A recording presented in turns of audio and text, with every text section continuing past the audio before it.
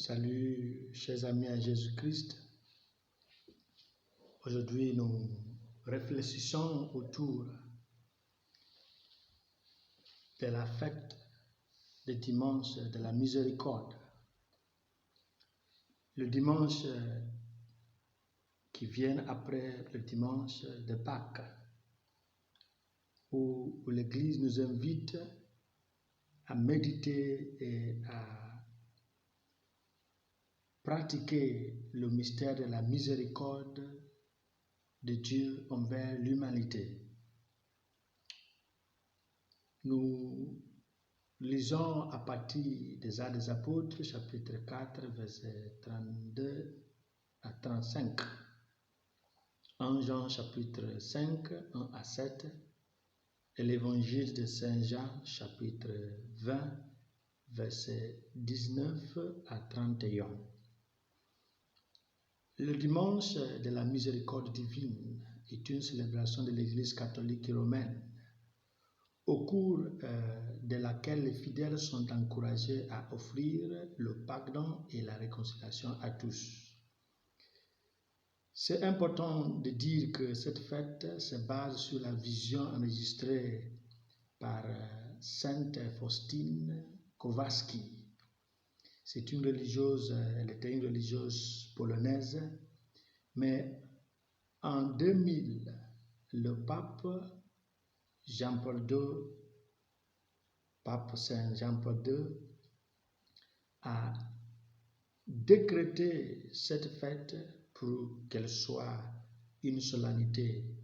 Et nous sommes invités à la célébrer le deuxième dimanche de Pâques. Pour une petite chose sur cette religieuse, on nous a dit qu'elle était une religieuse polonaise qui a vécu au début du XXe siècle. Elle a consacré sa vie à faire connaître le pardon de Dieu et la miséricorde divine à toute personne qui demande le pardon. Bien qu'elle soit une mystique, elle faisait aussi de la cuisine et du jardinage dans le cadre de sa vie de couvent. Sainte Faustine a eu des visions pendant une grande partie de sa vie. L'une des plus profondes était celle de Jésus, avec une main élevée en signe de bénédiction et deux doigts de son autre main posés sur son cœur. Et Sainte Faustine nous dit que Jésus lui avait dit de faire peindre l'image qu'elle a vue et d'y inclure une prière que nous disons quand nous récitons la prière de la miséricorde divine. Jésus, j'ai confiance en toi. Le message central de cette fête, ce qu'on pourra parler comme le point central du dimanche de la miséricorde divine, est bien résumé dans la première lecture. Et cela nous parle du pardon, de la réconciliation et de l'unité. Sans s'entendre comme la prophétie d'Amos nous dit au chapitre 3, verset 3, il est impossible il est difficile, voire impossible, que deux individus ou plus travaillent ensemble sans s'entendre. Il est évident que les premiers chrétiens étaient composés des premiers disciples de Jésus et des Juifs convertis après la Pentecôte. Ainsi, sans le pardon et la réconciliation, ces deux camps n'auraient pas pu se retrouver en un seul cœur. Et Luc nous disait que le groupe de ceux qui avaient cru avait un seul cœur et une seule âme. Un seul cœur et une seule âme. Avoir un seul cœur et une seule âme est impossible sans la foi. En d'autres termes, la foi est la clé qui ouvre la porte. Cette foi en Jésus, qui est l'incarnation de l'unité, devient importante. Le changement dont la possibilité de vaincre le monde. Mais qui peut vaincre le monde si l'on vit dans l'anarchie, sans loi? Cela peut expliquer pourquoi l'amour de Dieu se manifeste par le respect des commandements. Alors, pour voir le vrai sens de la foi en Jésus, la foi que Jésus nous invite aujourd'hui à pratiquer, il nous faudra méditer autour de la deuxième lecture. Et nous allons voir au moins deux aspects de la vraie foi en Jésus. Numéro 1, c'est d'accepter la nature divine et humaine de Jésus. La nature divine et humaine de Jésus. Notre foi en Jésus-Christ doit s'enraciner dans l'acceptation de ses natures humaines et divines. Cela explique pourquoi Saint Jean insiste sur les éléments qui témoignent de Jésus, l'eau, le sang et l'esprit. Et par l'intermédiaire de l'un des éléments qui témoignent de la nature de Jésus, ça veut dire l'Esprit Saint, Jésus charge les disciples de diffuser, de propager le message du pardon lorsqu'il disait « Recevez l'Esprit Saint, si vous pardonnez les péchés de quelqu'un, ils sont pardonnés. Et si vous retenez le péché de quelqu'un, ils sont retenus. » Maintenant, une lecture claire et profonde montre que ce don de l'Esprit Saint est précédé du don de la paix, selon le modèle de Dieu le Père. Et je crois que le don de la paix et du pardon sont nécessaires pour quelqu'un ou quiconque se trouve dans la situation pareille à celle des disciples. N'oublions pas que les disciples ont perdu leur maître d'une manière brutale. Il a été brutalement assassiné. Alors, Jésus a fait une chose très importante. Il leur a donné la paix. La paix soit avec vous, pour les calmer. Après avoir donné la paix, il a donné l'Esprit Saint.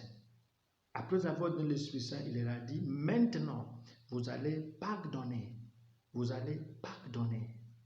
Autrement dit, si Jésus n'avait pas commencé par la paix pour calmer les gens qui sont blessés, qui sont troublés par cette mort de leur maître, ça ne devra pas être une bonne chose de les envoyer prêcher. Alors, c'est la seule chose qui peut rendre l'évangélisation fructueuse. Sans cette paix intérieure, les évangélistes seront toujours les lions blessés et en colère. Ils seront des sadiques. Ils porteront le message de la vengeance et de la haine. Mais Jésus a décidé d'apaiser leur cœur par la paix. La paix soit avec vous. Comme mon Père m'a envoyé, son Père lui a dit que ton travail, c'est l'agneau de Dieu qui efface le péché du monde. C'est à travers le pardon que Jésus efface le péché du monde. Alors, deuxième point qui nous aide à voir la vraie foi en Jésus, c'est de passer du domaine des signes au domaine de la foi. L'image de Thomas nous rappelle une autre réalité. Les paroles de Jésus lorsqu'il disait « Heureux qui croient et qui n'ont pas vu ». C'est l'évangile qui nous aide à le voir. Et cela nous adresse aujourd'hui. De nos jours, je crois qu'il y a des circonstances où nous avons besoin du doute de Thomas. Suivez, le doute de Thomas. Et le doute de Thomas devient nécessaire si le doute de Thomas nous amène à la foi, à la profession de foi de Thomas. Quand c'est le cas, Dieu est obligé d'intervenir dans une affaire humaine pour manifester d'une manière spéciale cette grâce qui donne la foi. Si les signes supplémentaires ne nous conduisent pas à la profession de Thomas, mon Seigneur est mon Dieu, alors la foi n'est pas produite. Dans d'autres cas, nous sommes appelés à une foi qui va au-delà des signes. Comme Saint Paul nous dit que nous ne vivons pas par la vue, mais par la foi. dans sa deuxième lettre au Corinthiens chapitre 5, verset 7. Alors, la première chose, c'est de connaître et d'accepter les deux natures de Jésus, humaine et divine, et d'arriver à dépasser le niveau du signe jusqu'au niveau de la foi. Alors, pour terminer, en réfléchissant sur ce qui pourrait être la raison du retour de Jésus après 8 jours.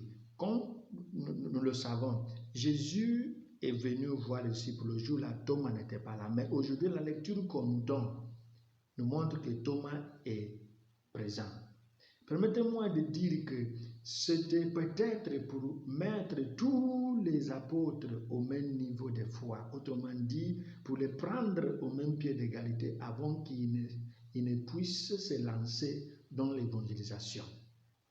Et ce que nous constatons aujourd'hui, nous observons dans nos lieux de mission qu'il y a des poches de division entre les agents missionnaires, dans le cas où tous ne partagent pas la même commission de foi. Les prêtres religieux, les pasteurs de la même église, de la même foi, de la même formation, mais pourquoi les gens ne partagent pas la même explication? C'est l'interprétation de foi qui vient par la conviction personnelle.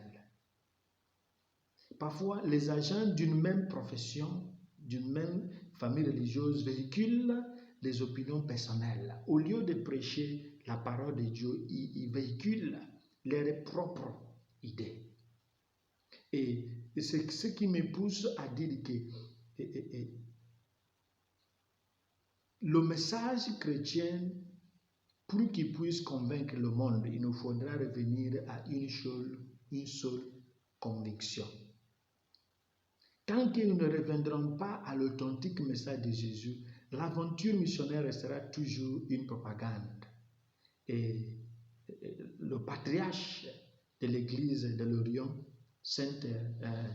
le patriarche Ignace de Latakia, nous donne une méditation que je considère comme très importante à propos de notre mission, en utilisant la présence centrale, la place centrale de l'Esprit Saint. Et il dit, et je termine avec cet extrait, je cite, il disait, sans l'Esprit Saint, Dieu est loin. Le Christ reste dans le passé. L'évangile n'est qu'une organisation. L'autorité est une question de propagande. La liturgie n'est qu'une évolution. L'amour chrétien, une mentalité d'esclave. Mais dans l'Esprit Saint, le cosmos est ressuscité et grandit dans les douleurs de la naissance du royaume. Le Christ ressuscité est là, il est présent. L'évangile est puissance de vie. L'Église manifeste la vie de la Trinité. L'autorité de l'Église est une science libératrice. La mission est une Pentecôte. La liturgie est à la fois renouvellement et anticipation. Et l'action humaine est déifiée avec l'Esprit Saint. Demandons au Christ, celui qui nous donne son Esprit Saint aujourd'hui, de nous donner la grâce d'accepter sa nature. La raison pour laquelle il est venu, c'est pour le pardon, c'est pour transmettre la miséricorde du Seigneur. Dieu a tant aimé le monde qu'il a envoyé son Fils, afin que quiconque croit en lui n'aura pas la condamnation, mais la vie éternelle. Que cet esprit nous donne la force de l'installer au milieu de notre activité missionnaire et notre activité quotidienne, malgré notre fidélité et notre faiblesse. Que Dieu Tout-Puissant nous accorde sa miséricorde aujourd'hui, au nom du Père et du Fils et du Saint-Esprit. Amen.